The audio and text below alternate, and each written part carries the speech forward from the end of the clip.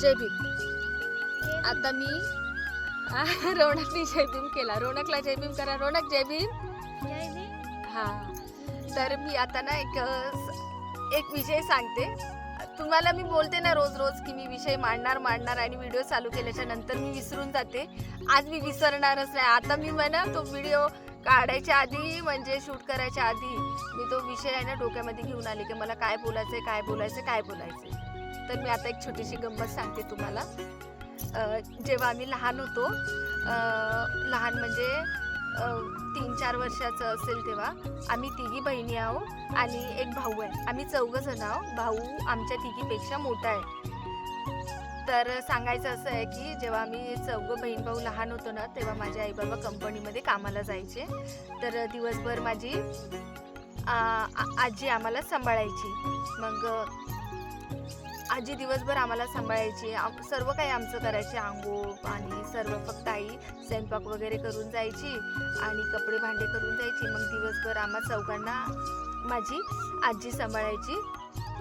तर माझा जन्म आहे ना मुंबईमध्ये झालेला आहे. पण त्या काळी तुझा पण याचा गावात नाही झालाय. हा पण याचा पण जन्म मुंबईला झालेला आहे. पण याच्या पप्पाची तब्येत बिघडली होती. त्या कारणाने आम्ही आता कारेगावला आलेलो आहोत. म्हणजे गावाला राहतो आम्ही. आता आम्ही इथेच राहणार आहोत. तर तुम्हाला सांगते, पुढचं मी सांगते.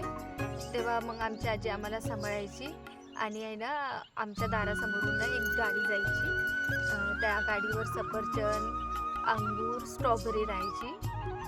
तर त्या गाडीवाल्याचा जेव्हा आवाज आला ना, सफरचंद ले लो, स्ट्रॉबेरी ले लो, अंगूर ले लो, तेव्हा आहे ना आम्ही 4 बहीण भाऊ खरंच सांगते असं आम्ही धावत तिथे जायचो आणि गाडीसमोर असं उभं राहायचो एका लाईनीमध्ये. बघा सांगताना जरासं माझे डोळे हे झाले.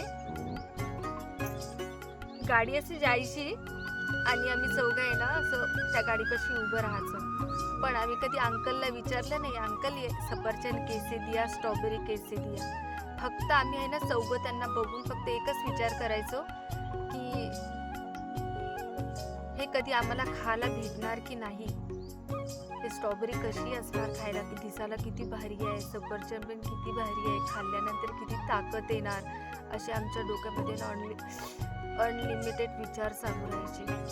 तर आहे ना असे विचार चालू राहायचे. आणि त्यावेळेस आम्हाला असं वाटत होतं की हे सफरचंद, स्ट्रॉबेरी, अंगूर फक्त अमीर लोकच खातात. त्याला गरीब लोक खाऊ शकत नाही. गरीब लोकांनी फक्त ते बघायचं असतं, ते खायचं नसतं. तर माझा मोठा भाऊ होता, तो बोलतो काय भिकाऱ्यावानी बघत बसले तिकडे, चला हा घरामध्ये. तर मी भाऊला घाबरायची. तर मी घरात गेली. माझ्या बाकीच्या ज्या 2 बहिणी होती लहान ते घाबरत नव्हत्या. तर त्याच्यातली एक काय बोलते, नीलम बोलते खायला नाही भेटणार तर काय आम्ही बघायचं पण नाही का? आम्ही काय त्याला भीक मागत आहो का त्या अंकलला की 2 भैया 1 सफरचंद, बघू पण नाही देत. मग माझ्या भाऊने ना तिच्या डोक्याला असा एक फटका मारला आणि मग त्या दोघी पण माझ्या मागं आल्या आणि घरात मग आम्ही 4 बसलो. तर आजी बोलते काय झालं ग जिला मारलं. बोलते बघ ना ग आजी, त्या भाऊला समजव ना, नुसताच मारत राहतो.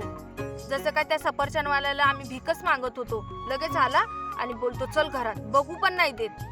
मग माझी अजून एक लहान बारकी बहीण काय बोलते, आजी आम्हाला सफरचंद खायचं आहे.